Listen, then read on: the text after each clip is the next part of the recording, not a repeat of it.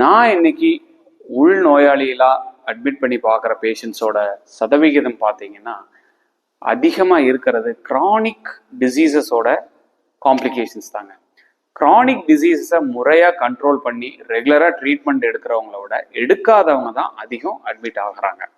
So உதாரணத்துக்கு diabetes இருக்குது, hyper tension இருக்குது, கொலஸ்ட்ரால் ப்ராப்ளம் இருக்குது, பிராங்கியல் ஆஸ்மா இல்லை சிஓபிடி இருக்குது, ரொமட்டாய்டு இருக்குது, இன்னும் நிறைய சொல்லிக்கிட்டே போகலாம். இல்லை சிம்பிளாக ஏஜ்டு பீப்புளில் ஆஸ்டியோபோரோசிஸ் இருக்குது. ஸோ இந்த கண்டிஷன்ஸில் ஆரம்ப ஸ்டேஜில் இருந்து ட்ரீட்மெண்ட் எடுத்துட்டோம்னா நமக்கு காம்ப்ளிகேஷன்ஸை தடுக்கலாம், இல்லை அட்லீஸ்ட் சிவியராக வர்றதை குறைக்கலாம். ரெகுலராக பார்க்குறதுல மக்களுக்கு பிடிக்கிறது இல்லை.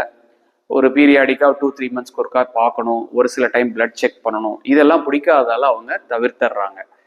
ஆனால் உண்மை என்னன்னு கேட்டிங்கன்னா ஆரம்ப காலகட்டத்தில் கம்மியான மெடிசன்ஸில் ஈஸியாக நம்ம எல்லா டிசீசஸுமே கண்ட்ரோல் பண்ணிக்கலாம், அதோட காம்ப்ளிகேஷன்ஸ் தடுக்கலாம்.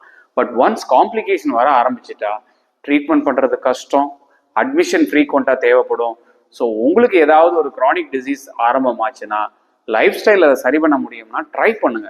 ஒரு அடிக்குவேட் டைம் ட்ரை பண்ணிட்டு சரி ஆகலைன்னா நீங்கள் ட்ரீட்மெண்ட்டை டினை பண்ணாதீங்க.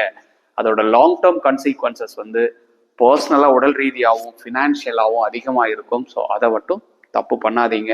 இல்லை வேறு யாராவது உங்கள் குடும்ப நபர்கள் அப்படி பண்ணிட்டு இருந்தாங்கன்னா அதை தவிர்க்கிறதுக்கு நீங்கள் சொல்லி பாருங்க.